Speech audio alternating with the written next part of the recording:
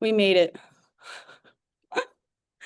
Hello, everyone. I'm going to go ahead and start a little presentation about who we are, what we're doing, any plans we have coming up, how you guys can get involved, how you guys can donate or donate your time.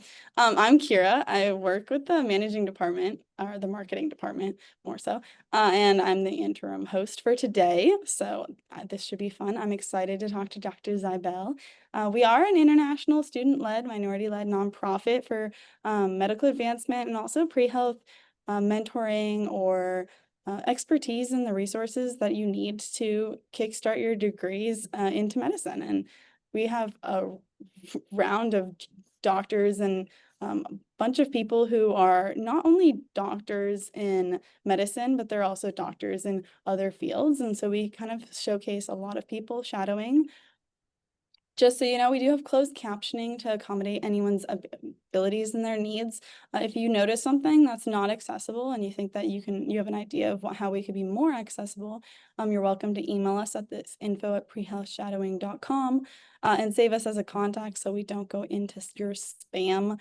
That frequently happens. It's a little annoying.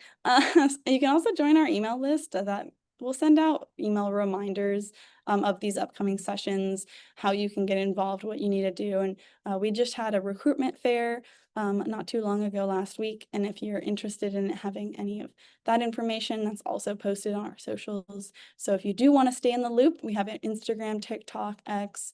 We also have YouTube, Facebook. I always want to say Twitter, but X is Twitter. It's up there. And you can, again, sign up for our email list. Instagram is probably our best bet. We have a lot of information on there, including medical jargon and different ways that you can learn about the medical field on a daily basis. So I always like asking where people are from. I'm from Los Angeles. I know that Dr. Ziebell is in Texas. I'll let him say if he wants to say what city he's in. Yeah, currently I split my time between Houston and Austin. That's a commute. Not too long. It is, yeah, it's Commute. lovely though. I always love seeing people from all over the world. Oh, we actually have a decent amount of people upcoming. Well, I'm going to continue. People can still drop where they're from in the chat. I know that some people like seeing that. Again, if you're interested in being part of pre-health shadowing, we just had a recruitment fair. You can see kind of the positions on the leadership team, which I will speak to in a minute. But there's also registering for volunteer work, and volunteer work is more flexible. We're open to however much time you want to donate. You can donate an hour a week. You could donate an hour a month. Depends on what program or what project that you're going to be working on. Sometimes they need more time toward the beginning of the month. Sometimes they need you all month. Sometimes for these shadowing sessions, we just need you during the shadowing sessions. So that's a little bit more flexible and up in the air if that's more for you. And again, it's 100% remote. We do not have in-person. We do sometimes have in-person volunteering. If you are looking for that, it will be on our website. And that's very sporadic. So I don't recommend if you're volunteering with us hoping to volunteer in person a lot. That's unlikely, and we're mostly remote. So again, our leadership team, you can apply online. It's 100% remote. Here are some of the roles that are available right now. And at the end, it says and more. I know that we've been moving around a lot of these roles. And so we have some roles that aren't even listed on here that are listed on the website. If you go to join our team, that link in the bottom, or the link should be in the chat as well. And you can click that and you can go see the available roles for leadership. These are true positions. You do get a title, and then you will have a team of volunteers that you're also going to lead and manage. And so it does require more time and more effort in this. And if that's something that's not for you, I strongly recommend that you become a volunteer. And you can see volunteering, which positions might be a fit for you, or which departments you like the best, the people that you work with. We have an amazing community of people from all over the world that you get to interact with. And sometimes you just click with those people and that department might be best for you, assuming you get a lot of more training in that. We do have a full training facility, and we do have this high school training program for any of you who are high school students.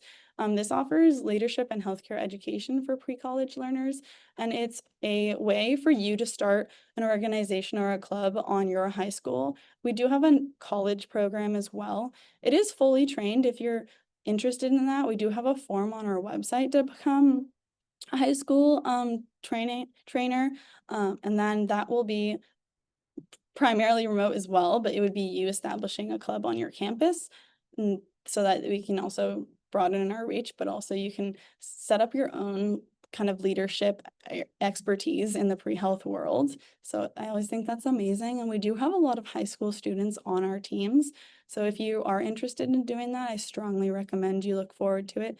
A lot of schools and colleges are excited about, I wouldn't say they're required, volunteering hours, and seeing that you're still participating in a realm that you are claiming that you're passionate about. And if you are passionate about it, you should get some expertise in that area so that you know what it is you're going into. I know a lot of people that have switched their careers a lot, me included, and I've found my way to medicine, and a lot of people end up finding their ways towards medicine. So I do strongly recommend that you head that way. So something that we've been looking into is diversity, and getting more diversity panels or information for people to kind of broaden the outside areas of medicine, because medicine is not just symptoms and treatment. A lot of times it does include helping the person out and seeing where they are, whether they're going to take their medications, whether they don't want medications. It's a very different world, and a lot of people have very different viewpoints and perspectives that we always love to be educated on or learn about. And so if you know someone inspiring that you think would be an amazing diversity speaker, I am looking for people, and we are looking for people that would kind of speak to those topics. We have a few listed on here, but we're open for any kind of disparity. And you can nominate them. You can email us at info@prehealthshadowing works the best for that, and you can nominate them, and maybe we can get a panel together upcoming. I would love to see that. So almost last but not least, if you can donate, I always tell people if you can't donate money, you can donate time, volunteer. We do keep this program completely free. You don't pay for these live sessions or access to our certificates. Not everyone does that, and we do run solely off time and donations of the volunteers. And so if you do know anyone that can donate, even if it's a few dollars or it's $5, a few people donating $5 is a significant amount of money. So if you know anyone, you can always pass them this QR code or let them know about our program and our mission, and see if they want to donate or if they're interested in helping out. So our host or co-hosts will be writing down your questions. So if you do have questions and you're worried that they're going to get shuffled in the chat, I wouldn't worry about that. Just type them into the chat, send them. I know that Dr. Ziebell might also be answering those while he goes. So I would definitely just post your questions to the chat. If you really want to, you can write them down. We will have a Q&A section toward the end of this session, about 20 minutes before we close, and that will let us know kind of where we are. Sometimes our Q&A is a little longer, sometimes it's a little shorter. We'll see how that goes. Take good notes. We will have a post-shadowing assessment. I will have a similar presentation toward the end of this session to tell you how to get the certificate, and answer any questions you might have about PHS. And if you also want to ask questions, you can send it in the chat. We do have volunteers that can answer some of those questions as well on their experience. And then I of course, will answer some of your questions as well. I would stick that to the end of our wrap-up session, and you can go see those verified hours on the course page. So if you have a camera, I'd love to see your face. And it's kind of nice seeing everyone versus, the camera kind of dead quiet zone. But if you don't want to, no worries. I always try to keep people pushed in the right direction. Turn some cameras on. So without further ado, I will say, Dr. Ziebell, I'm pushing it over to you. Very good. Thank you. And thank you all for inviting me to come speak to you today. I'm excited by the opportunity. Put my slides up here. what I thought I'd talk to you about is over the course of the next little while, I think you'll figure out that, first of all, I think a career in medicine is an absolutely amazing career path. And sometimes I see learners and they ask me if I have any regrets about going into medicine versus other things. I do not.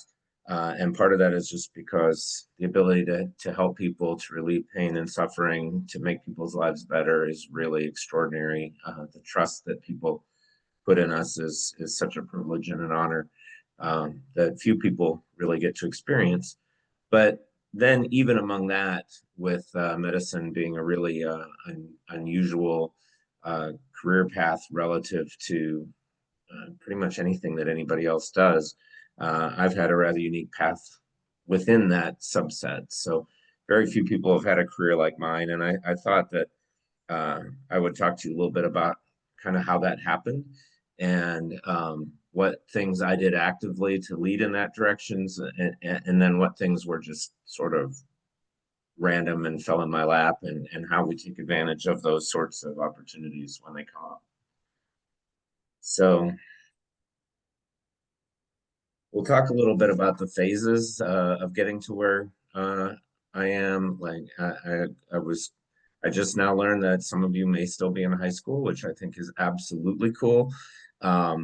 But I'm going to start with my college experience and then work through med school residency and then kind of get into what happened next, which is when everything just became extraordinary. And I'll tell you some stories about that along the way, and hopefully at least one of you will find it interesting. So that's the plan. I will say that if you are still in high school, I think high school is relatively easy. I think I was in my sophomore year, the first time I ever got a 4.0 for a quarter. And it was a little bit weird because once I had a 4.0, I think that my teachers just assumed I was a 4.0 student, and everything got easier for me through high school. And I think that did me a disadvantage actually when I got to college. So when I got to college, I struggled, especially my freshman year. Those tests were hard. They were complicated. The workload was 3 times what it had been in high school. I was trying to figure out how to budget my time, but I had known from a very early age, not only that I wanted to go into medicine, but that I wanted to be an emergency physician. In the 5th grade, I had a particularly bad week. It started when I was going over to a neighbor's house to babysit her kids so she could go to the grocery store. And when I started walking up the front porch, I heard screaming coming from inside the house. And so I banged on the door, and then I let myself in to find that she was the only adult in the building and she was in active labor. And I had no idea what to do, of course, because I was in the 5th grade. So that was somewhat stressful. Ultimately, we did get her the help that she needed, and she delivered a healthy baby boy. But that rattled me a little bit. And then a week later or so, a few days later, my teacher had a seizure on the playground while we were all out playing dodgeball or something outside. And so that was a second true emergency that I faced in my young life. And then a few days after that, my dad had a heart attack. And the one thing that all 3 of those things had in common is that I had no idea what to do. And I did know right then that I never wanted to feel that feeling again. So that sort of set my course for emergency medicine, told me who I wanted to be when I grew up. And so I really have known that since the 5th grade, which I understand is not everybody's pathway, but for me, it was. And it's a good thing that it was because, like I said, I struggled, especially my freshman year. In college, I got some C's, which had never happened to me before in my life. And I just thought I'm never, ever going to get into medical school. So I decided I had to do something about it. And that's the bull. You grab the bull by the horns and move forward. What I wanted to do was find within my college the very best pre-med advisor. And so I asked everybody's advice on that. And I said, I'm going to struggle academically, so I need somebody who can guide me to success given those struggles. And there was one person who had sort of the reputation of, if he was your advisor, you pretty much got into medical school. Somehow he accomplished that. And he accomplished it because he pushed people hard, and he really helped to set up your course curriculum with you when you were choosing what courses to take and that kind of stuff. But I wanted him to be my advisor very badly. And it was a private liberal arts school where I was paying a high tuition, so I felt entitled to choose whatever advisor I wanted. I felt like I was paying for that. But he made it very clear to me that he does not take freshmen as advisees because 80% of freshmen who are pre-med don't become doctors. And so he said, I won't pick up anybody before their junior year. And so you just have to prove to me that you're worthy by your junior year, and then I'll advise you in your junior and senior year. But I felt like that was too late for me. So I sat down, I bugged him actually quite a lot. I went to his office repeatedly and I kept telling him, look, I'm paying extraordinary tuition here. I'm the boss. You're my employee, and I want you to do this for me. So finally, we made this arrangement where I would go off during a month when school was not in session, and I would go find a way to work in a hospital for that month to gain experiences to prove to him that I really wanted to be a doctor. So I was able to set up this rotating thing where for 30 straight days, I went to the hospital every day. It was a large medical center in Duluth, Minnesota. And I went to a different department every single day. Sometimes I went to 2 or 3 departments in a day, depending on what there was to learn there. But I did everything. One day I was a cook in the cafeteria. Another day I was a custodian mopping the floors. Another day I was a volunteer pushing patients to x-ray and back. But the last 3 days I was in the operating room working with a plastic surgeon who took me under his wing and said, you know, he just thought it was very cool that I was literally a freshman pre-med student, and he was getting to mentor me in the OR. I remember his quote that he told me when I asked him why he agreed to do that. And he said, well, one day you're going to get into your residency and you're going to meet some asshole from a foreign land who's going to tell you that he did an appendectomy as a first-year resident. And you're going to look him in the eye and say, I was doing plastic surgery as a freshman in college. Shut the hell up. So that was my experience. And I wrote a journal about it, and I reflected on my experiences every day in a way that I think impressed my advisor, and he agreed to take me on as a freshman. And I think that's the only time he ever did that. But that worked to my advantage because he really helped me to rewrite my college trajectory and my plans, what courses I was going to take, and so on. In my sophomore year, I had a roommate in college who had some mental health issues, and he expressed to me a feeling of suicidality early in my freshman year, or sophomore year, which of course freaked me out. So I went to the university's counseling center, and I started working with a therapist there. He would not go, but I would go. And I would talk to her, and she would listen to me, and then she would teach me things, and then I would go back and talk to him. And I was sort of a go-between between this young man, who is still alive, and his therapist, who he refused to ever see. So when it was time to go to med school, I asked her to write me a letter of recommendation because she had worked with me for 3 years by that point, and she kind of knew my heart and soul and how compassionate I was, and the fact that I would be willing to do things for other people, that even though they kind of took my time and put a lot of stress on me. When I got into medical school, I had been it was probably 6 months after we matriculated in my first year of medical school, and the head of the admissions committee came and got me one day and took me aside, and he said, I'm not really supposed to do this, but I just have to show you the letter of recommendation that was written for you, because to be perfectly plain, your 3.1 grade point average was not enough to get you an interview at this school, and your MCAT scores were mediocre. Again, probably not enough to get you an interview at this school. The only reason you got an interview is because of this letter that your professor, your psychology professor wrote. And I just have to, when I read the letter, I knew I had to meet you. So he shows me the letter. Now, my first name is Chris or Christopher, but throughout the entire letter, she referred to me as Christ and wrote things like, Christ is very caring, Christ is very compassionate, Christ will make an excellent healer, Christ cares about others more than himself, things like that. It was so funny to read that, and it was enough to get me an interview at med school. So a little bit of serendipity there for those of you who think, gosh, maybe my grades aren't good enough or whatnot.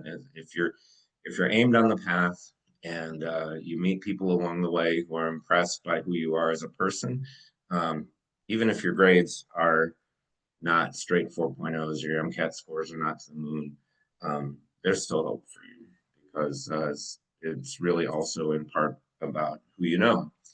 Now, in case I didn't make it clear, college was very hard for me, and as hard as college was, med school was about 45 times harder. Not really, because there's nothing you learn in med school that is all that extraordinary of a concept. I actually, I had a minor in mathematics, and I actually found advanced algebra to be much more difficult than any concept I ever learned in med school. Applied physics is extraordinarily difficult. Med school facts are not all that hard. Concepts are not all that hard. What is hard is just the sheer volume of it. All the things that you have to learn in the first 2 years of med school, in the book, what we call the book years, there's just a lot of it. When I moved I went to med school in Minnesota, then I moved to Detroit for residency, and then I moved to Indiana for a while before I settled in Texas. And when I moved from Indiana to Texas, I had 45 banker's boxes full of notes that I had handwritten during the first 2 years of medical school. And I thought, why am I moving these? I'm never, ever, I couldn't even find a specific note in there, but just to reflect back on the sheer volume of information that we covered in 2 years, and the fact that I wrote it down with my own hands, and it was enough pieces of paper to fill 45 banker's boxes, was just blew my mind when I look back at it. But med school is hard, but it's doable. And it's, we always refer to eating, how do you eat an elephant one bite at a time? And that's what I did every day. I did what I could do today, and I learned what I could learn. And I passed some tests, and I failed some tests, and I remediated on some tests. And ultimately, I tried to get through med school as well. But I really had a serious handicap to overcome, because, again, I've never, I knew this in college. I'm not a good test taker. I'm not a good, I can learn a lot of facts. I can apply them very well. I think my career has proven that I'm a success at the practice and the art of medicine, but taking a test on medicine, I was really horrible at. And so that became a handicap that I really had to overcome. And so I realized that I needed help from others, and I needed to impress others. And so, if you can be anything, be kind. So what I did is I went out and I sought mentors again. I found a man named Ernie Rees, who is an emergency physician at Hennepin County Medical Center in Minneapolis. And I just went to Minneapolis and walked in his office one day, and I said, I'm a med student in my first year. I want to be an emergency physician. That at that time was the most competitive residency to get into. I said, with my grades and whatnot, I don't think it's possible I'm going to get in. But you seem like an important person, and I want you to help me. And in exchange, I'll help you. Please tell me anything I can do to make your life better. And I will do what I can do. And then you please just help me, mentor me, guide me, listen to me when I'm stressed, give me whatever advice you can, and whatnot. And he ended up writing me the letter of recommendation that got me into my residency. So it does come around.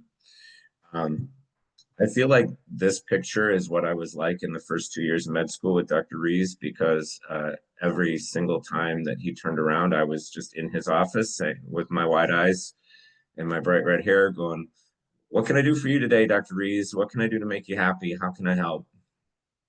Put me to work, put me somewhere. You know, you want me to run poop to the lab, I'll do that for you, whatever you need." And so really, one of the biggest parts of my success over my career has just been the fact that I'm present and I'm pleasant. And those two things are important. And it definitely made people, I think, invested in my success along with me. I think, you know, as they got to know me as a good person, as a kind person, as a hardworking person, they wanted me to succeed. And whether my grades supported that or not became less of an issue as time went on. So yeah, that brings us to residency. Dr. Rees wrote me a wonderful letter of recommendation. He was co-author of a textbook called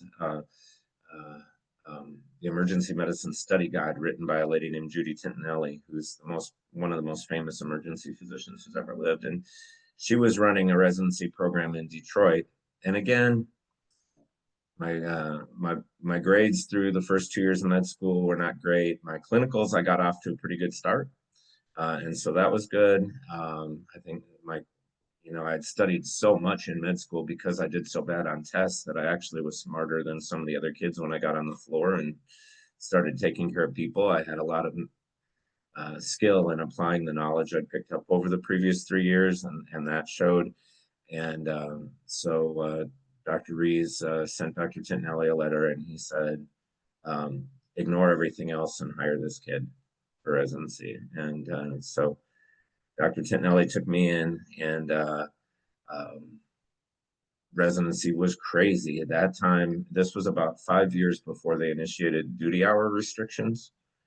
And so I think the worst period I had was when I did my trauma months. We did 2 months of trauma as a resident. They were back to back. Every other night call for 60 days straight. So I would get to the hospital at 5 in the morning on Monday, and I would leave the hospital at 8 p.m. on Tuesday, and I would be back at the hospital at 5 a.m. on Wednesday, and I would leave the hospital at 8 p.m. on Thursday. And I did that for 60 straight days. And again, that's fatiguing, it's exhausting. I remember one day I fell asleep. I was dictating an H&P, and I had the dictaphone up to my cheek like this, and I fell asleep, and I dictated every patient I had seen since the last time I slept as if they were one big, massive, gory patient.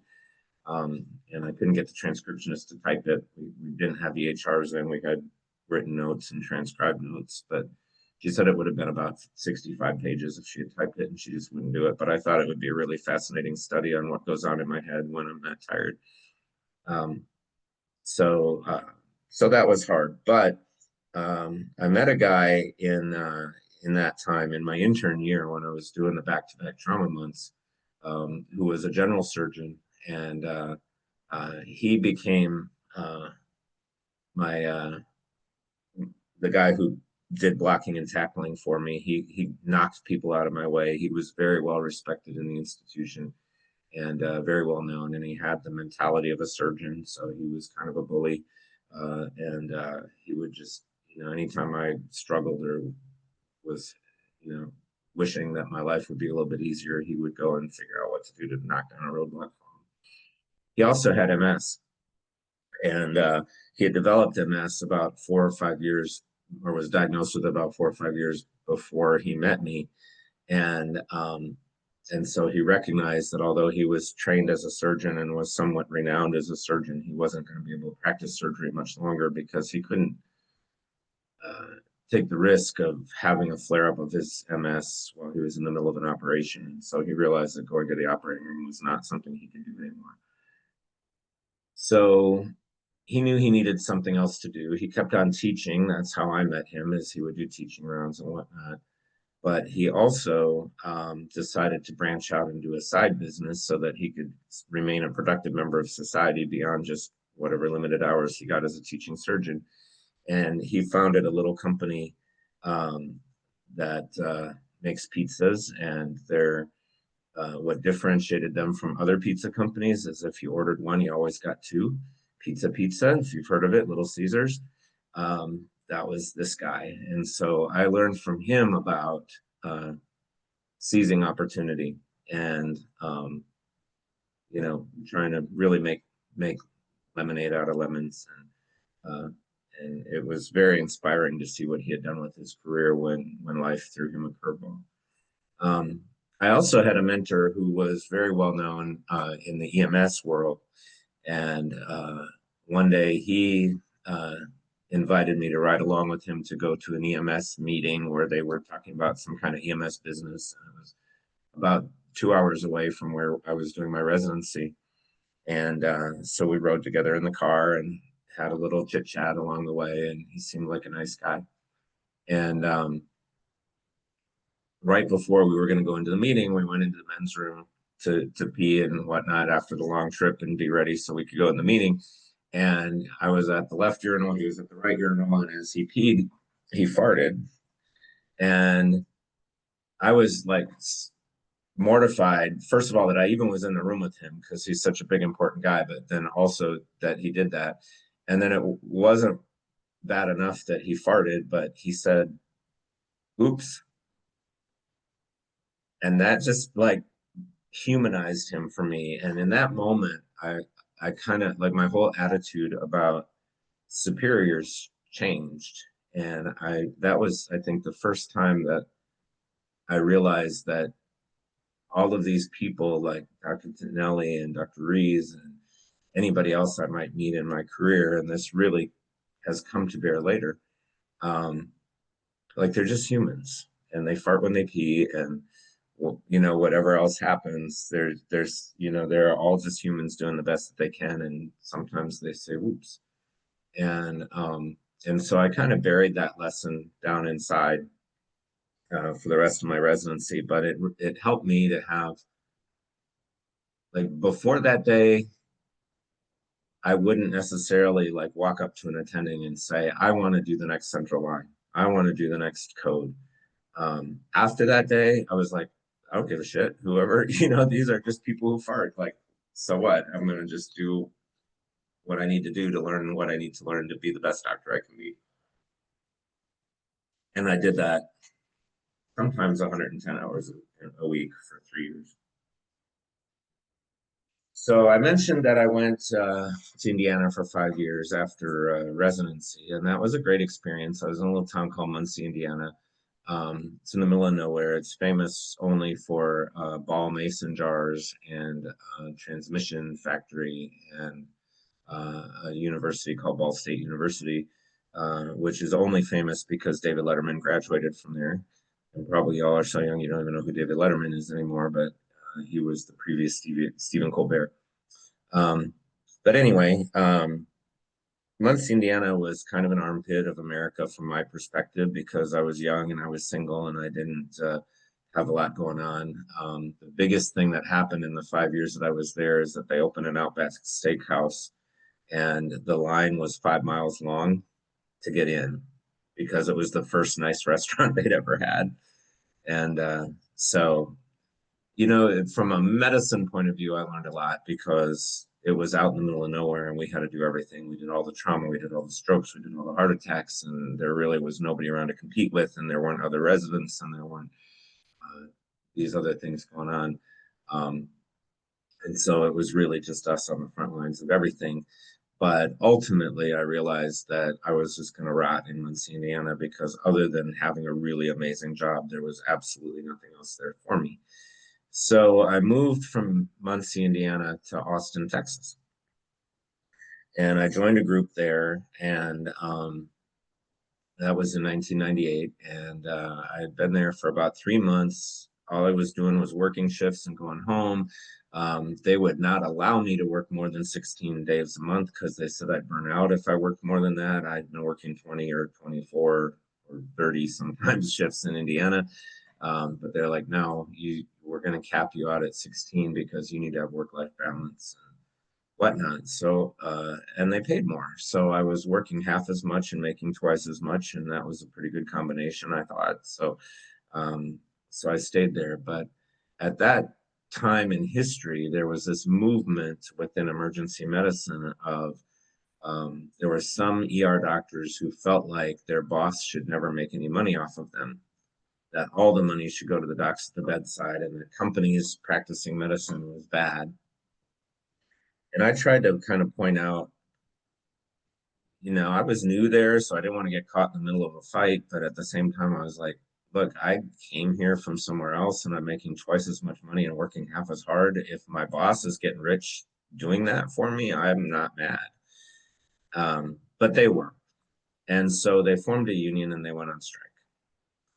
And that's kind of scary because we were a private practice group that was working at the will of the hospital, and now we were on strike, which made the hospital look bad. It made the national news, and things were not good. And in the middle of that, the hospital was trying to open a satellite facility called Seton Southwest, which is still there now, but it was basically just an 8-bed ER and a 12-bed inpatient unit, almost nothing to it. And the group was going to provide ER docs for this site, and they needed somebody to be the medical director for that site. But 2 guys owned the company and everybody else worked for them, and they were at war.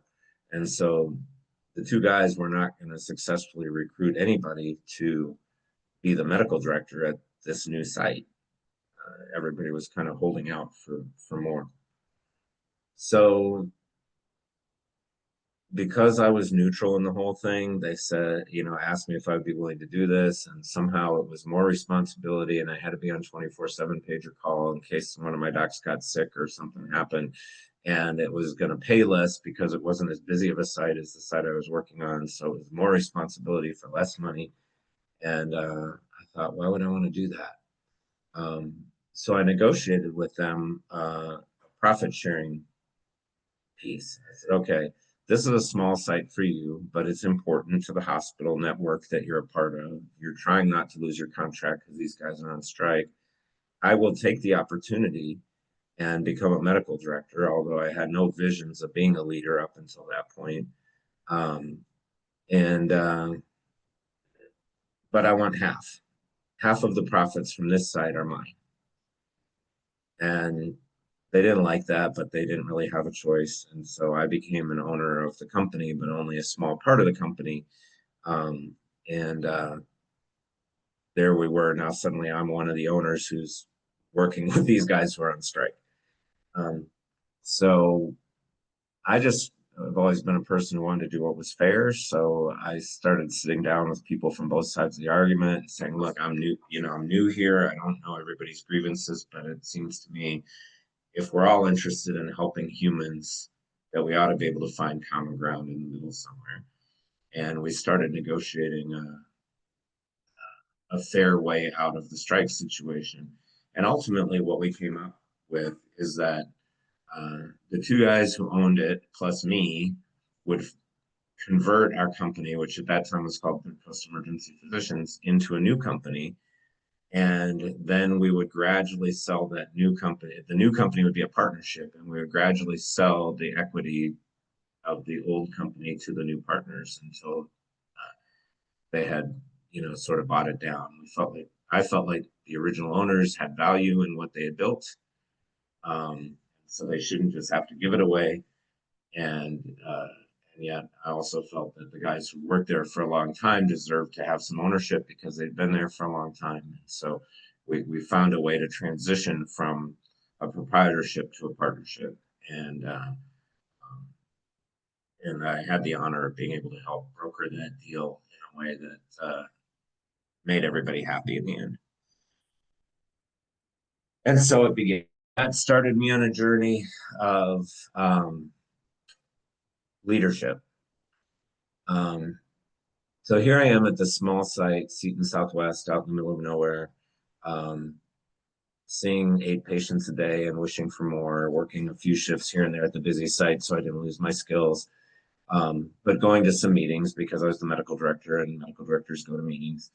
And I sat in on this peer review meeting, and it wasn't even for my site, it was for the hospital network, but it was a different site. And the case that was being discussed was a case where a surgeon had amputated the wrong leg on a patient. Big deal. Wrong-sided surgeries are a very big deal. And I couldn't believe it happened because I had heard of it happening where it made the national news 3 or 4 times before. And so I just thought this is an extraordinarily rare thing. And every time it happens, it makes the national news. And I couldn't believe it happened where I was working. And I couldn't believe that somehow we managed to not make the national news, but we kept it from getting there. But it was fascinating to be part of the deconstruction of that episode and trying to figure out what the root causes were. And ultimately, what it came down to is that we had a culture problem, and the surgeon was a very arrogant surgeon. And everybody in the room at that moment knew that he was preparing to cut off the wrong leg, and nobody said anything to him because you do not tell him how to do his job in the operating room. You just don't do it. Never do it. And it kind of blew my mind that the path of least resistance, that the lesser of two evils, was to live with the knowledge that you let somebody cut the wrong leg off of another human being. That was less painful for them than confronting the surgeon and saying, please don't do that. And so that started me on a journey of leadership where I said, okay, I can't have that anywhere where my family might receive care. And so I started really a campaign, first at my little site, Seton Southwest, but then I spread it from there, of really its cultural transformation campaign. I wanted to let people know that being nice is more than just being nice. It's a life-saving way to be, and that being not nice puts other human beings in danger. And so we started holding people accountable for disruptive behavior. We started removing people from the medical staff just because they were assholes. And we really, like, very quickly actually changed the entire conversation. Over the years, I got promoted through the network. Oh, here's the only cartoon I could find about cutting off the wrong leg. So I moved from Seton Southwest to Seton Northwest. That was a bigger hospital, about 150 beds, has a 30-bed ER, a little more responsibility. That's me in the middle in the back row. I actually made it onto a billboard, which is embarrassing. You guys probably don't know this name either, but the lady who did my makeup for that photo shoot was the same lady who does Lance Armstrong's makeup when he would do public speaking before he became a disgraced bicycle rider. Yeah, so this was a big step up, and part of the reason that happened is because I had shown some chutzpah at Seton Southwest, and I'd shown that I really could lead beyond my department and bring good to the world from where I was. So while I was at Seton Northwest, Hurricane Katrina happened, and it's an interesting time right now because this is the anniversary of Hurricane Katrina right now, and we in Austin got a couple of thousand refugees who were brought in on buses. And so the main hospital in town, the Level 1 Trauma Center, was Brackenridge Hospital. I did not work there, but that's where we knew everybody would show up. So the medical director of Brackenridge ER was busy preparing for, what he had to prepare for as the medical director there. And I was asked to figure out a way to supplement that because we knew that the ER wouldn't be big enough for all the people we were going to have. So what you're seeing here is we took over one floor of the parking garage and we made it into an ER. It had 70 beds, which you can see on the right. Fascinating story about those beds. probably, if you guys look back in the history of Austin, Texas, you'll see the first mass casualty shooting in the history of the United States took place at the University of Texas in Austin in the late 60s. A guy named Charles Whitman climbed up the UT Tower and started randomly shooting people as they walked across campus. And there was a military base in Austin, so they went to the military base and they got these litters that they use in the war. And they were using those to pick up people off the ground who had been shot by Charles Whitman. And then those litters never made it back to the military base, and instead they ended up in a closet at Brackenridge, where I found them when I was building the ER. So we took them out and made beds in the ER out of these same litters. And there we were, just ready and waiting for the patients to arrive. What we decided to do was that we would keep the main ER functioning the way it always functions, and the secondary ER would be an ER just for Katrina people. And those who were critically ill came right in and went to our critical illness area, our crash area. And those who were not critically ill, they got routed through a little bit of a maze. It was a series of tent tunnels, and they went in one end where they completely disrobed and threw their clothes away because they've been living at the Superdome in the same clothes for about 8 days. And we just trashed them. And then we had donations. What you see on the left is all the shoes that we had donated. And people were able to pick up shoes and clothes in their size and whatnot. And then they continued through the tunnels. And there was a shower area there where they could clean up. And then when they came out the other side, they would be ready to lay down on these gurneys and be seen. So those who were stable enough went through that process, got cleaned and decontaminated before we met them. And those who were unstable went right to the crash area. We had x-ray there, we had lab there, we had, they'd installed Wi-Fi for us in the parking garage so we could work the EHR. We registered them just like regular patients. We did not need to use toe tags and that kind of stuff we could do for disasters. And it really was quite efficient. Over the course of about a week, I think we had somewhere close to 4,000 visits through this ER that only existed for a week. Out of that, so I moved from Seton Northwest to Brackenridge Hospital shortly after that and took over as the medical director there. And shortly after I did that, group came to the hospital one day and it was a cold call, and they went up to the triage nurse and they said, we would like to talk to whoever is the medical director for the ER. And so they came and got me, and I went out, and this was a group of developers who were track in Austin, and they said, we don't know the first thing about medicine, but we figured you do, and if you wouldn't mind, maybe you could help us to build the medical services for Circuit of the Americas, because we're going to have a Formula One race in 2 years, and we would like to be ready. So that was a very cool opportunity. I got to go out to the racetrack when it was just a mound of dirt, and got to help them plan where the medical center would go and what it would look like, and help the architects to draw up the blueprints. And so that was, it was really quite an honor to be able to do that. It was extra work on top of my medical director job, but I've always found, and kind of the moral of this part of the story for you guys is that when you take care of the universe takes care of you. And so, I could have been like, how much are you going to pay me? What's the salary? Let's sign a contract, whatever. And if I'd have done that, I would have just been a commodity.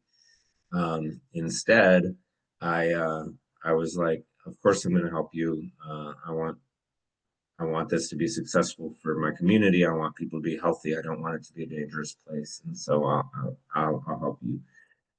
Which has kept me connected to the Circuit of the Americas now for almost 15 years. So that's good. And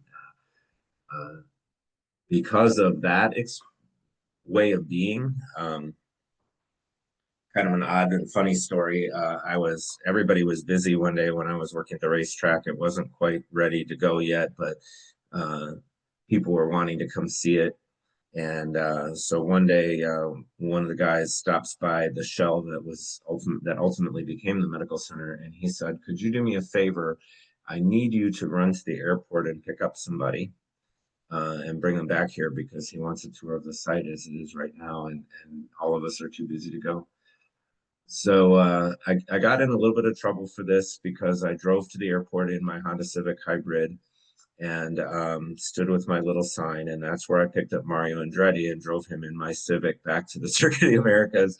And I was chastised because Mario Andretti should not be riding shotgun in a Civic Hybrid. So it was after that that I actually bought the one and only Mercedes I've had in my life, just so I could pick up Formula One people at the airport if I ever needed to. That never happened. He was a great guy.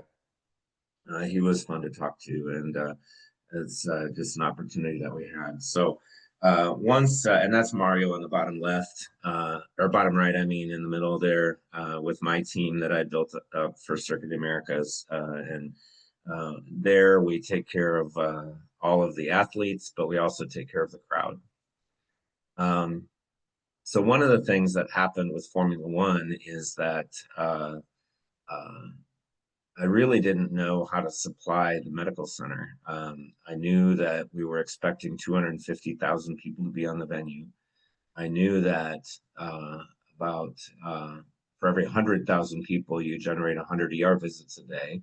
So I thought it was possible that we might have 250 people come through the medical center in a day, which would have made it twice as busy as the busiest ER in Austin. And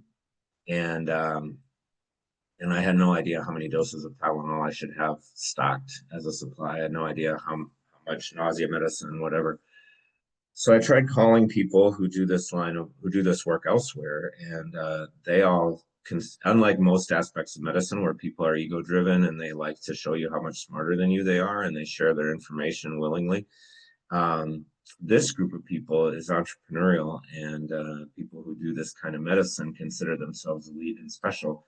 And everybody I called said, you know what, if you don't know what you're doing, just get out of the way and tell Circuit of the Americas to hire me and I'll do it for you. And which really kind of pissed me off. So I just did the best I could. I thought of,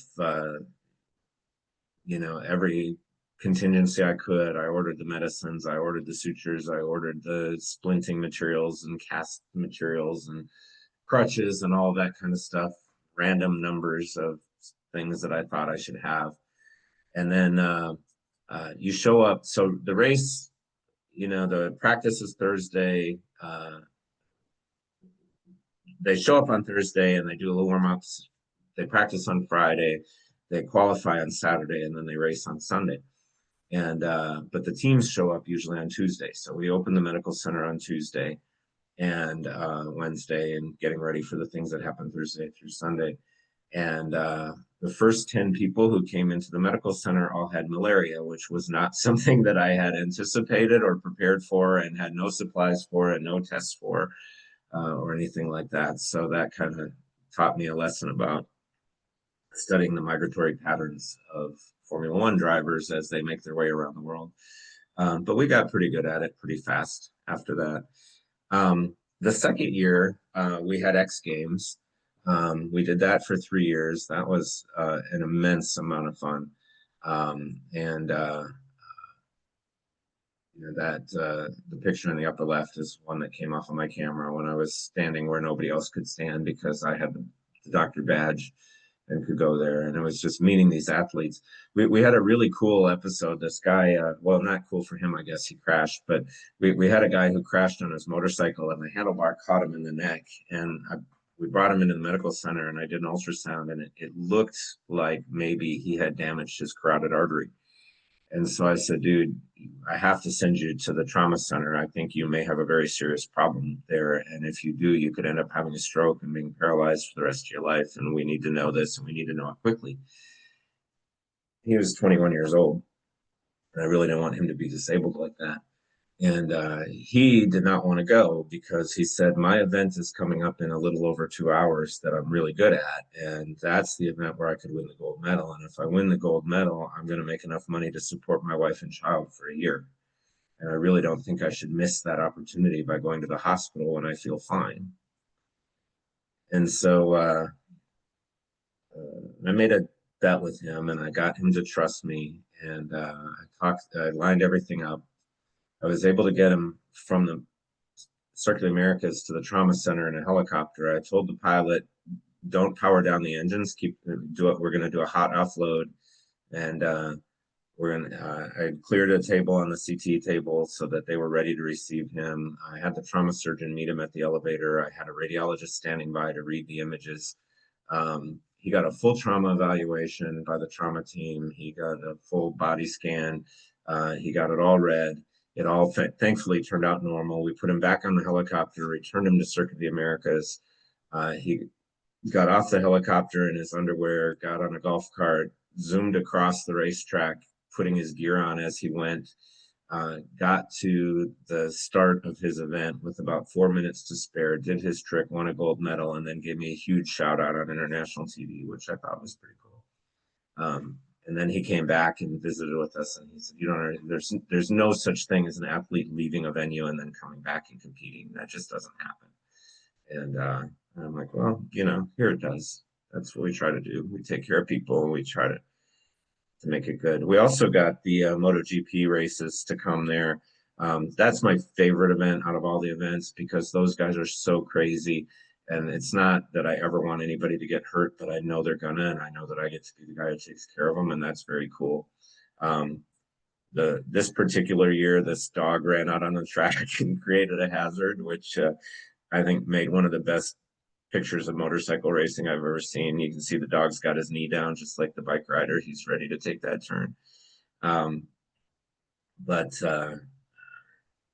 Yeah, that's a really good event, and I really enjoy taking care of those kids, and they're just absolutely fearless. We made a difference for that sport. So one of my partners and I wrote a paper.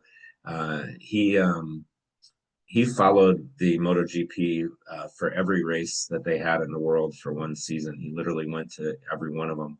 And he recorded every single time that any motorcycle crashed, how they crashed, and what their injuries were. And then we were able to establish that there's a pattern. If you crash one way, you get injured. If you crash a different way, you don't get injured. And so we wrote a paper about it, and then we submitted it, and it was chosen for the International Society of Motorsports Medicine. And he went to Geneva and presented it. And the next year, there were actually twice as many crashes, but half as many injuries.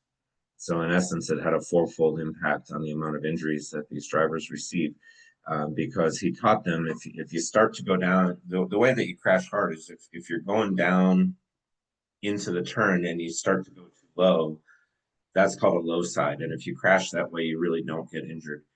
If you try to correct, you can sometimes catch it and then keep on going, which is why they try to correct. But if you overcorrect, the bike will flip the other way and it launches you in the air. And those are the people that's called a high side crash. And those are the people that get injured. And so we taught the people, if you're starting to go down, just go down and then get back up and get on the bike and race again. And maybe you'll lose a few positions, but you won't get launched off the bike and break your back, which is what we were seeing. We actually, the first season that we had MotoGP, we actually had 2 people under the age of 20 with spinal fractures.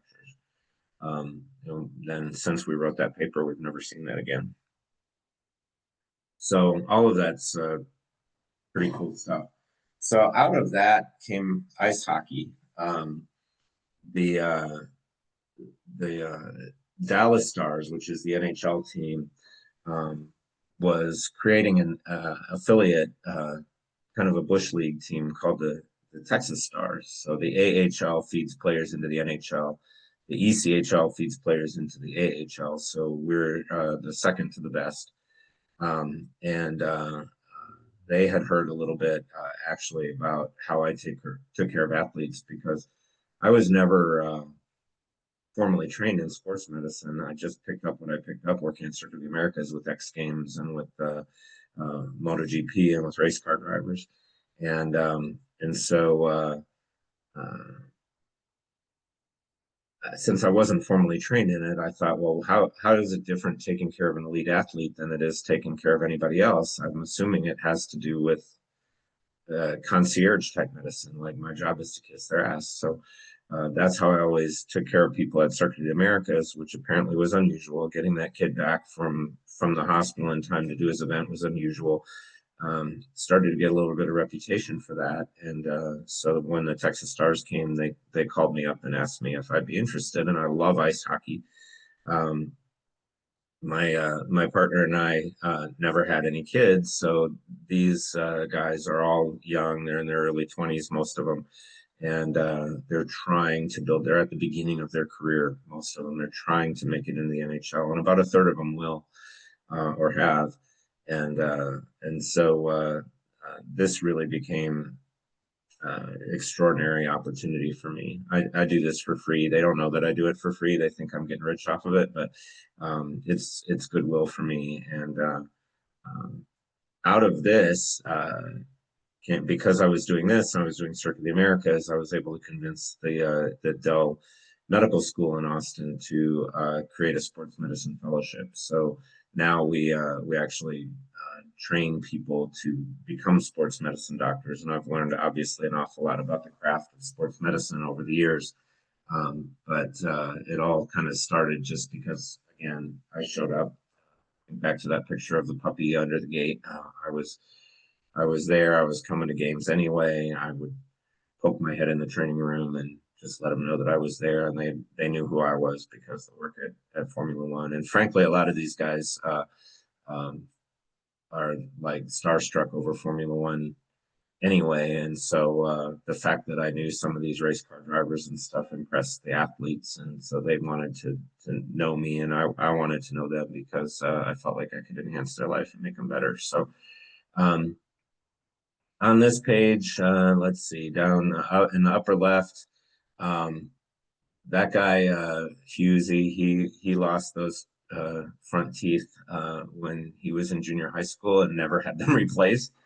And so that's how he looks 7 days a week, which just cracked me up. I like that picture and put it up. Upper right, if any of you do follow ice hockey, that's Thomas Harley, who when he was playing for our team, he plays in the NHL now. In the middle, there's a group of guys all gathered around after they scored. And the one who's got his back to us is Maverick Borg. He plays for the Dallas Stars now in the NHL, as do a couple other guys in that picture. And then the other two pictures are some of my best friends from the team, people that on the bottom right there, those two guys don't play for us anymore, but they still manage to keep in touch. So if one of the downsides of emergency medicine is you don't really get a longitudinal exposure to people, but with this particular part of my practice, I do. And I tell these guys the first day that I meet them that if I examine you once, I will be your doctor for life, and you can call on me anytime. And they do. So the two guys on the right, neither one of them on the bottom, neither one of them plays with us anymore. They're both playing in Europe now, but they still call me when they get sick, and I still take care of them. So that's fun.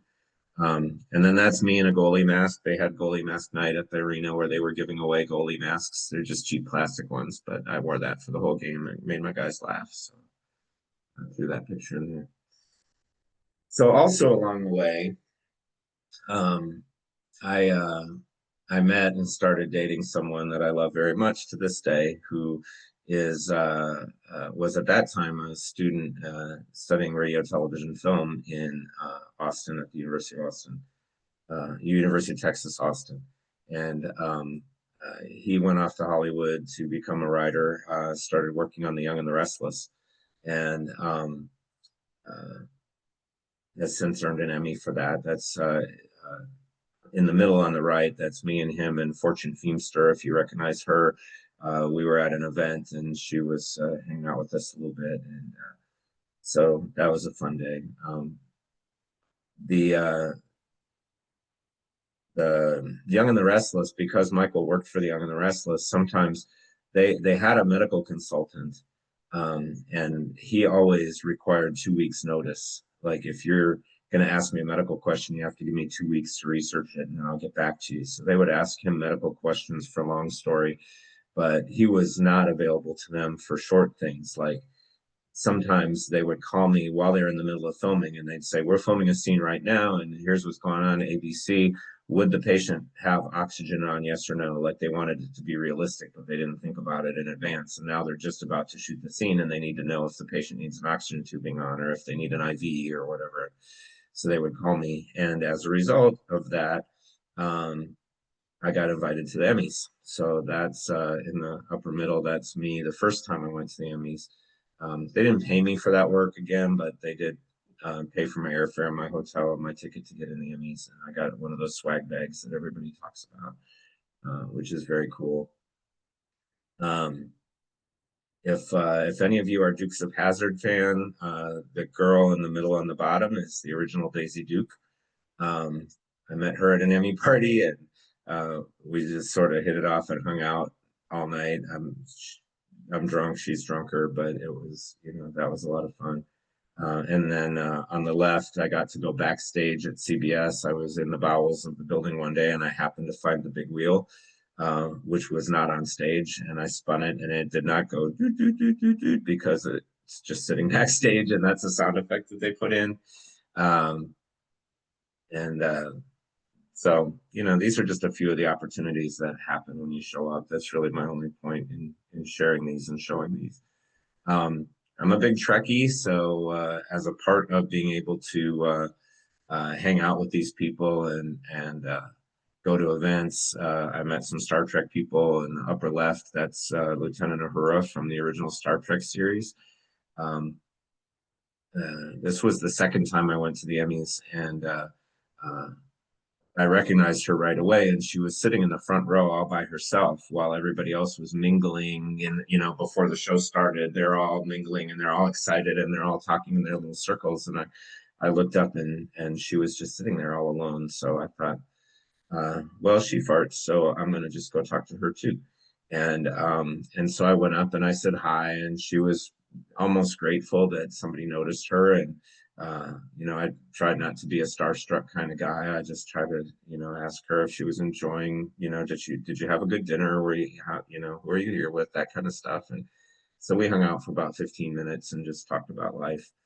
And then I was able to meet Sulu in the upper right there at an event in Austin at the Long Center that he showed up for. And, all of this just spinning out of showing up. Like I didn't have to do anything special to meet these people or pay money or whatever. All I had to do was show up and be a part of opportunities that came.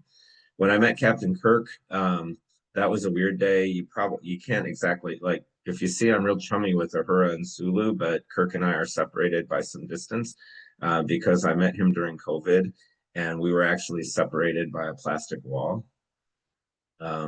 So we could talk to each other, but I couldn't put my arm around him for the picture or whatever. I still thought it was fun and kind of cool. So these are the first three places that I was medical director. Seton Southwest on the upper left there got me started as a leader. I did that for 3 years, and then I got promoted to Seton Northwest, and did that for 5 years. And then I went to Brackenridge Hospital, which then became the University Medical Center Brackenridge, which now is called Dell Seton Medical Center. Through that time, I got to lead that building to become a level 1 trauma center. We got to be a tertiary stroke center. We built a new hospital, and I got to be part of the blueprints and designs of it. We went through several renamings of that. And then we got to lead the community in the creation of a medical school, which was the first new medical school that had been created in Texas in about 50 years. And that's the Dell Medical School, which is now growing and trying to build its own reputation in the world. So those, again, are all just opportunities that came along because of the position that I was in, or because people got to know me along the way as a nice guy who does the right thing.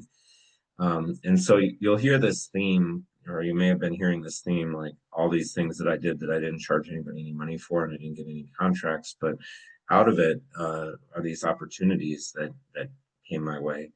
I think, one of the cooler things I've gotten to do, I got to take care of one of the lesser Rolling Stones one time, but they were all there. He came in with stroke-like symptoms, and so I was in my office, just being in my office, and it's interesting. Like a lot of times, even though you're an ER doc, you might be intimidated to meet somebody like that, and I'm not. You know, they fart when they pee, and so I'll go talk to them and just treat them like ordinary human beings, and they appreciate that.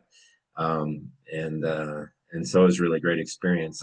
I was aware, I've seen these things on Facebook where Mick Jagger goes, like, he'll be in a city and he goes to a bar there and he'll just be sitting alone drinking a beer, and he'll post a picture on Facebook or Twitter or whatever, and there's all these people right behind him wearing Rolling Stone shirts waiting to go to the concert, and they don't even realize that Mick Jagger is sitting right in front of them at the bar, and he gets a kick out of that. So I thought I might entice him to come to a hockey game instead of going out to a bar.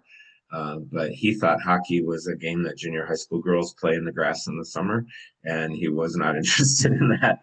So I'm like, no, seriously, it's the most exciting thing you'll ever see in your life. Just come to a game. I'll get you in for free. It'll be fun. But I could not convince the Rolling Stones to come to the hockey games. But still got to meet them. Still got to hang out with them.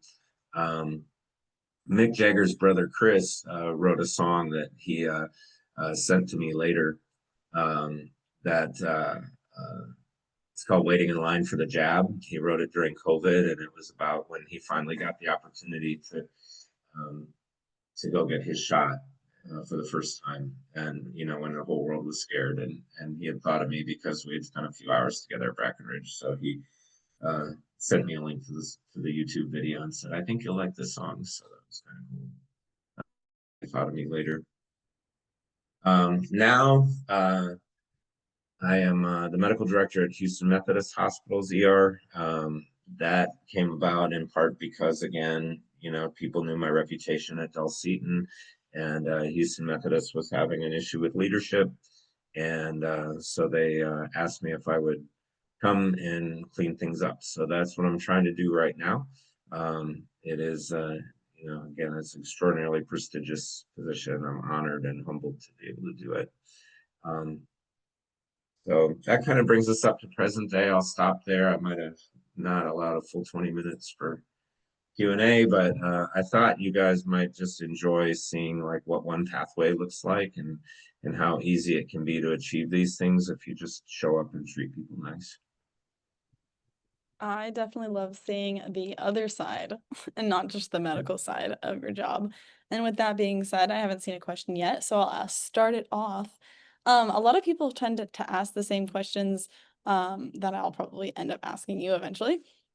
One of the bigger ones being, what's your day-to-day? Do you have time for doing all of these things that you're doing?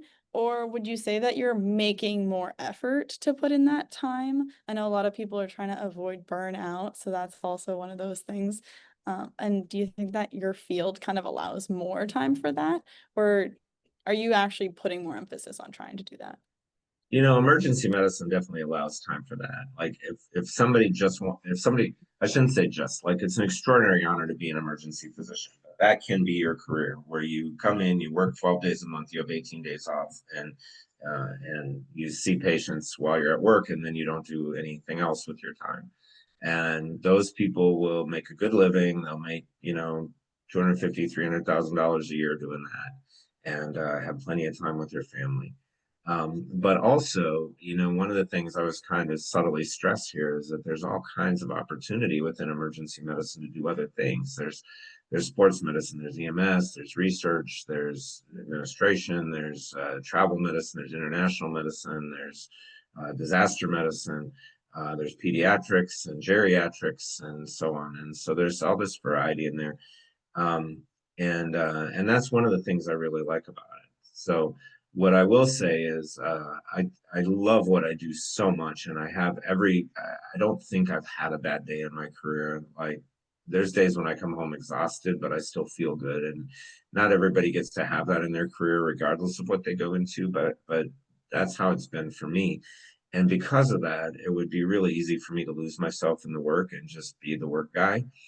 But what I've been able to cultivate in my life is a group of people who they recognize that a balanced relationship with me means that they invite me to stuff and I show up. You know, I've lost friends over the years who were like, well, I invited you the last 3 times, so now I'm gonna wait for you to invite me to something. It's never gonna happen because I'm just working. It's great that I have surrounded myself with people, and when I make new friends, I explain that explicitly. I'm like, you know what, don't wait for me to call you, just call me and I will show up, and remind me that I said that if I need reminding. But I do have a good circle of friends. I have a good family life. I'm also partnered with a career-oriented person. So, you know, sometimes Michael's in the first 10 years that we were together, we lived in separate states, and we would get together once a month and have an amazing weekend, and then we would go back and work our work lives. But now we live in the same place, and we make time for each other, you know, every day of the week, and we make time for our friends 2 or 3 times a week. And all of our friends recognize that that's their job. And we will gladly and gratefully show up, and we'll try to be delightful and entertaining when we get there. That sounds great. And then speaking to burnout, do you have ways that you navigate your own burnout or ways to avoid burnout? Yeah, so one thing is to really just watch what you're committing to. It's easy to overcommit in a career in medicine. You know, there's always people who want more from you. And I've had a lot of opportunities thrown my way, and I've taken advantage of a lot of them, but I've also said no to a lot of things, and been like, I don't have the bandwidth for that. And you know, it sounds very interesting, but it's not a thing I'm going to do today. Um, uh, the other piece of it is, I think, is to have variety. So if you are a person who's inclined to work a lot of hours like I am, they don't all have to be the same thing. Like, I couldn't work 20 shifts a month in the ER and feel good about the care I was providing or whatnot.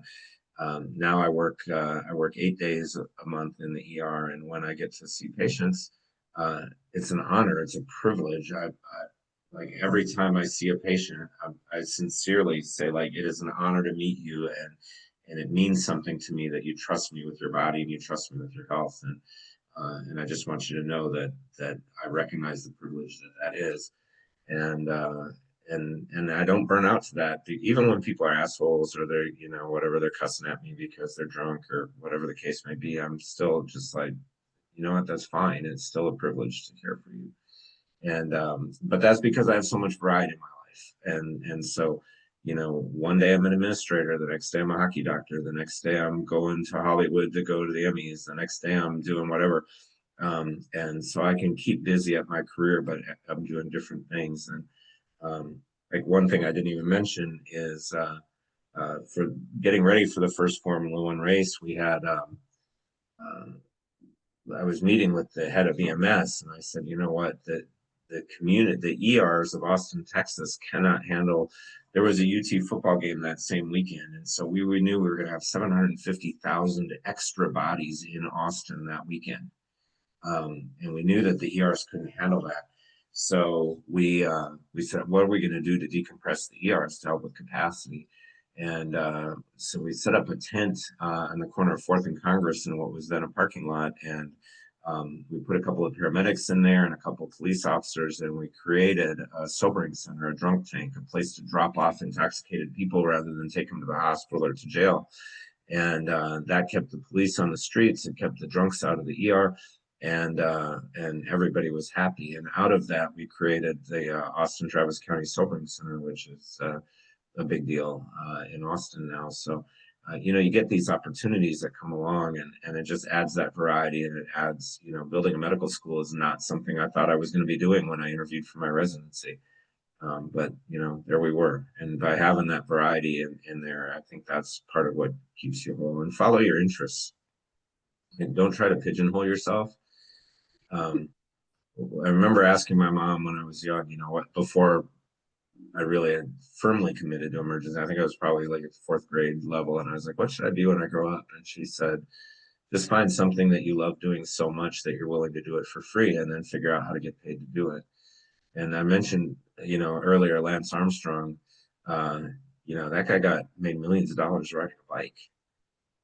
And so there's no need to kind of force yourself into something that you don't like. That's a good way to do burnout. Like, find something where you have passion all day, every day, and just let the universe take care of you. Did you see a hand up, Lewis, if you want to say I something? like that. Yep. Lewis, you up? So, I'm kind of impressed by career as an emergency doctor. Like, from like Hurricane Katrina and like all that, like starting from your like college year, like your times like Dr. Reese, like all combined. Like, what was your like proudest moment? Like all this, your whole medical career combined. I think probably my proudest moment, this is going to sound like a dumb story, but really it's one I talk about a lot. My proudest moment was getting a dog home from New York. Um, Again, I didn't know what sports medicine was, so I thought it was just like kissing ass of athletes. So one day we're in the playoffs, and one of my players calls me and he says, "I'm freaking out. We have a game tomorrow. My girlfriend is in New York with my dog. She flew out on one airline and it was no problem, and she's supposed to fly back tonight, but it's a different airline and they won't let the dog on the plane, and I don't know what I'm going to do. I'm not going to sleep tonight. I'm going to play like shit tomorrow. I don't know what to do." And I said, "Well, first of all, it touches my spirit that you thought to call me. Like, it's an interesting choice out of all the choices you had, but thank you for that.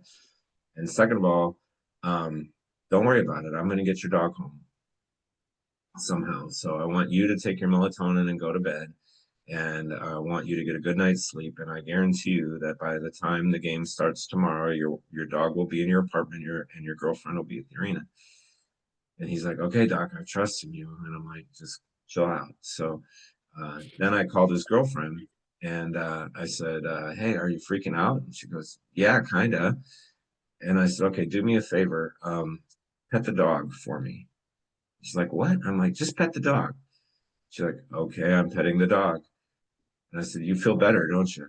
And she goes, "Yeah." And I go, "Okay, now it's a service dog." So then I call United Airlines and I said, "I'm a doctor. I need to know how to get one of my patients has a service dog and they don't have it properly registered. How do we get this service dog on the plane?" And they helped me out. And I had her on a flight in about an hour and a half, and she made it home in plenty of time. And we won that game, and my player played well. So I felt like that one I'm pretty proud of. Getting the guy to and from the hospital in 2 hours, I'm pretty proud of. Um, but I've gotten to do a lot of cool things too, like building a sobering center, building a level one trauma center, building a medical school. Those are all things to be proud of. But in terms of the ones that have touched my heart personally, they've been more one-on-one things. I also had a lady who used to come in the ER all the time, and she was a nightmare. She was a 72-year-old prostitute who was addicted to cocaine and had diabetes. She would come in the ER all the time. What she would do is she would intentionally drive her blood sugar up, thinking we would have to admit her to the hospital, and then she would steal needles and syringes so she could do cocaine. And we'd give her insulin for charity because she didn't have any money, and then she'd sell it on the street so she could buy cocaine.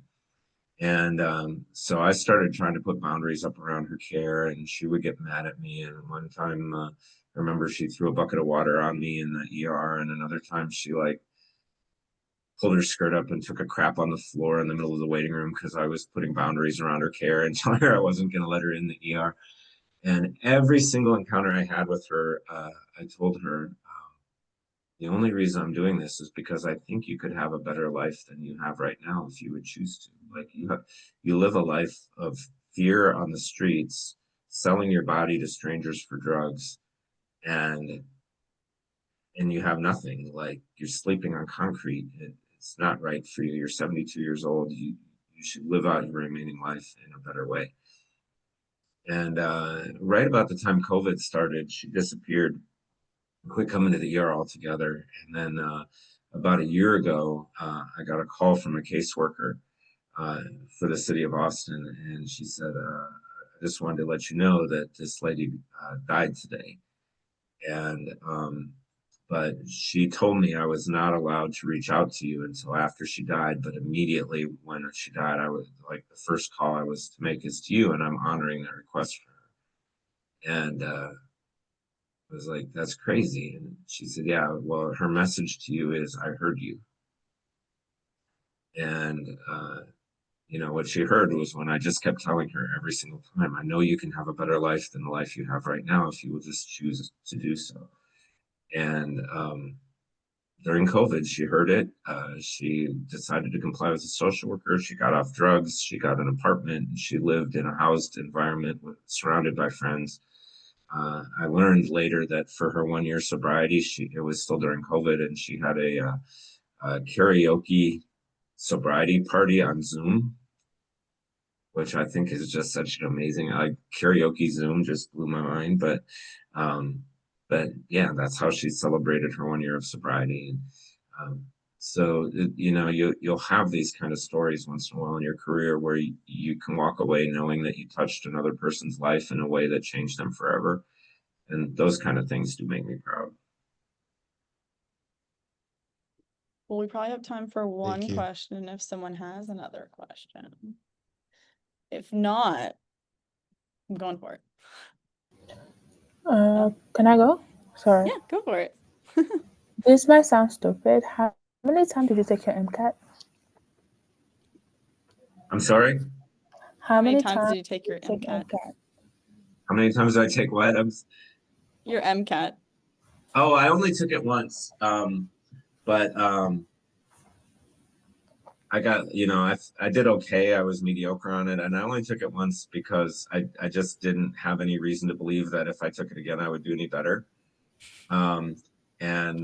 So, you know, that's the truth. And an interesting thing is when I took part 1 of the medical boards, which you take after your 2nd year of medical school, I passed. I did horribly, but I passed. And I actually wrote about that when I applied to my residency programs. It was my personal statement was all about how proud I was of the fact that I passed on the first try, on the one and only try. I passed part 1 of the boards. And the reason is because I don't know what the statistic is now, but at that time, about 30% of the people who took part 1 of the boards did not pass. It was a pretty tough test. It was a weeding out test. And my dad had had a heart transplant 2 weeks before I took part 1 of the boards, and he died 2 days before. He rejected the heart. He died 2 days before I took part 1 of the boards. And so I felt like showing up for the boards 2 days after my dad died and passing was a true sign of you know, who I was as a human being. And so I took a lot of pride in that, even though like people would think passing the boards by 1 point is not something to brag about. I was pretty braggadocious about it at the time. But yeah, I only took the MCAT once. Did you do a gap year or you went straight in? I went straight in, and I'm glad I did. I actually, when I was in my senior year of college, I was offered a job working in the lab at the Mayo Clinic for a 6-figure salary. And I thought about taking 1 year off just to like pad my bank account and put myself in a better financial position for med school. But you know, I didn't really put anything I said, I don't think, in a negative light over this visit. But like, I hated being a student. I hated taking tests. I hated going to class. Like, it's not who I was as a person. It was not what I wanted to do with my life. And I'm pretty sure if I would have taken that year off, I never would have went back. Because once I got out in my 3rd and 4th year of med school, my clinical years and into residency, like, being a real person is so much better than being a student. Like, I just can't imagine that I could have ever, like, nobody could have put me back in the cage at that point. I would still be a lab geek at the Mayo Clinic if I would have done that.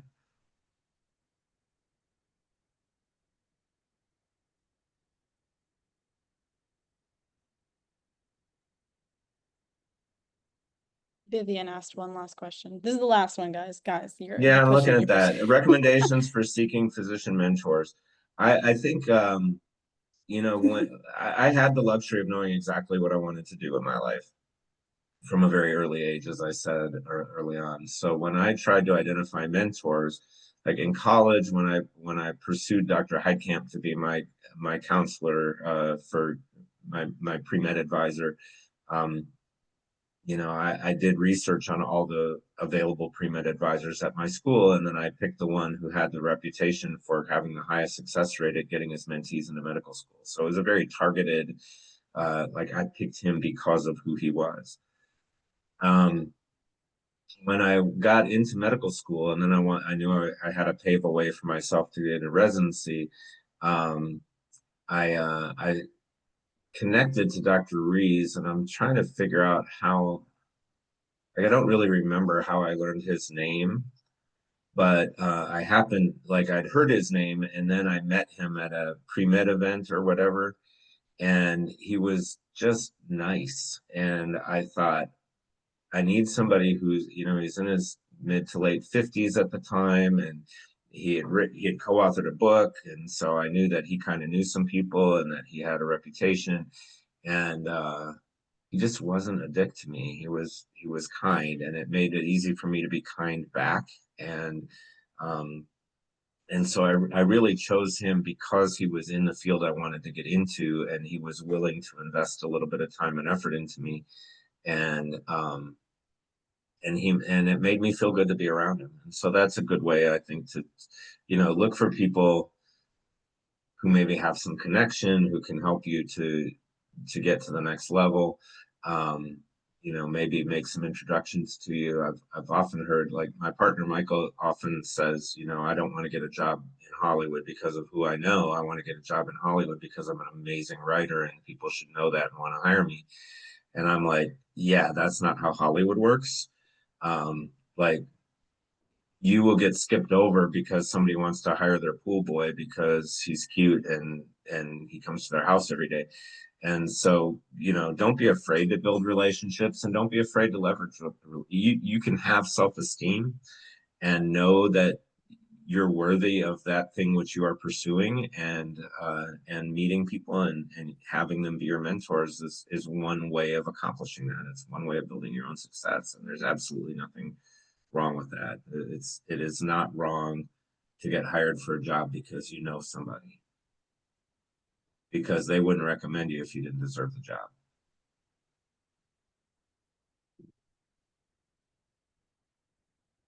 I think that answered the question. I'm also pre-med. You got this, Vivian. Oh yeah, I'm going to go through a quick wrap up and then we're going to end this. If any of you need to leave, this is recorded, so I will have this up on YouTube, hopefully within the next 72 hours. We try to have it up within the next 2 days. That kind of depends on how it downloaded. But I'll go through this. You guys can always watch it afterwards, the recording, if you miss anything, or maybe your Wi-Fi was being a little sticky. I noticed a few people that dropped and came back in. I'm sure Dr. Ziebell understands the chaos of technology nowadays as well. Well, so first, I always like to tell people, write reflections on all of your shadowing, in person, virtual, whatever you're doing. Even if it's just you're calling a doctor and you're talking to them for an hour on the phone. Always reflect on everything. During your applications, there's a lot of activities sections that you have to write. Take it from me, I've been in the application cycle this cycle, and it is very nice having these little reflections on every person you shadow. You can stir up memories or places that you can kind of touch on in your activities section of your application that are more easily written when you remember those stories. And I frequently will have stories that randomly pop up while I'm mid writing another story. So one of the things that we usually do is we recommend reflections. There's 3 questions on the screen. You can make up your own reflections. I have a nice little list that I also use on my own. You can also Google them. Shadowing reflections online. They have a whole bunch of different outlines that you can use. But our 3 are: what brought you to session today? What are your 3 major takeaways? Maybe your 3 favorite stories or your 3 most impactful sections or questions that Dr. Ziebell answered. And what do you want to learn more about? Maybe this is the profession that you're going to go into, or maybe it's not, and you want to go into a section of medicine that Dr. Ziebell maybe even talked about during his story. That you also want to go more into pediatric instead of emergency. That's up to you guys. I leave it up to you, but if you want to answer kind of that way, if you do want to get those published, we do frequently, if your reflections well written, if you want to post those on LinkedIn or Instagram and tag us on those, we will repost those onto our social medias if they're well written and kind of well thought through. We don't usually post everything, but if they do look well enough, you can look on our LinkedIn, and we'll have examples from other students in the past who have done this. It is a great way to broaden your kind of social medias or your network. I know someone mentioned mentoring, physician mentoring. It is a great way to meet some mentors. Some people will comment on your posts, or they'll mention other doctors on there. I know that if you look at our previous recordings, there are some doctors who recommend that you can reach out to them if you have any more questions, and they'll give their social media or whatever it is. That's always an option as well. So LinkedIn is great. I always recommend everyone, pre-health, medicine, whatever, any career you're in, to get into LinkedIn, because it's the big social media thing now. Again, if you're interested in joining pre-health shadowing, we have volunteers and we have leads. The leads are a little bit more time consuming. So if you have more time, I know that everyone's probably starting school now, or maybe you're in a gap year, and that would be perfect. You can register on our website to volunteer, and that's just prehealthshadowing.com/volunteer. It is 100% remote, and it's whatever time you want to donate. But if you can't donate time, you can donate some money. I'm all for the money. We do run solely off time and donations. So if you can donate either of those are always great. Our program is free to anyone. We don't charge for anything that we do, whether it's these sessions, or we even have random little mentoring or questions or Q&As. All of those are free to you guys. And so we do have to pay for our Zooms and everything that we use to keep PHS running. So if you do donate, that's amazing. If you want some time, I can definitely use more people on my team. So I know everyone's been waiting for, how do you earn your digital certificate? We are associated with the AAMC. So we do have little booths sometimes at the AAMC virtual fair. So you should check that out. That's probably going to be upcoming next spring. You'd have to look that up, because I always forget. So to get your digital certificate, you're going to go back to our course professionals page. It is just prehealthshadowing.com. If you look at our homepage, it'll say join now, and the session's ongoing. And you just go back to that course, go back in, and it'll say resume, because that's how you got the link to join this meeting today. You're just going to take the quiz. It's 10 questions. You need a 70% or higher, so you need 7 questions or more. They are multiple choice. Sometimes they're true, false. Very rarely do we have them where they're multiple questions.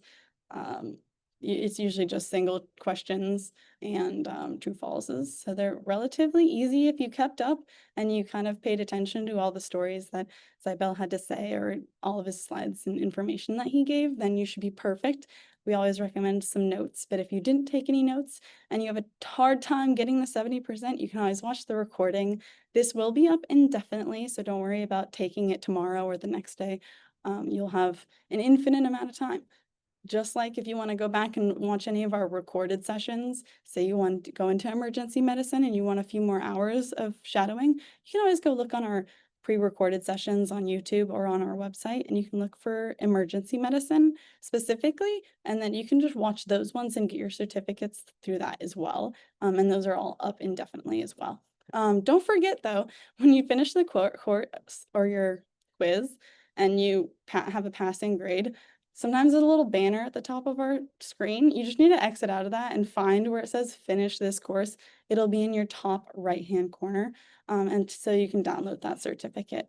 We do have those downloaded to your login. So you should have all of those compiled there if you do need one later on.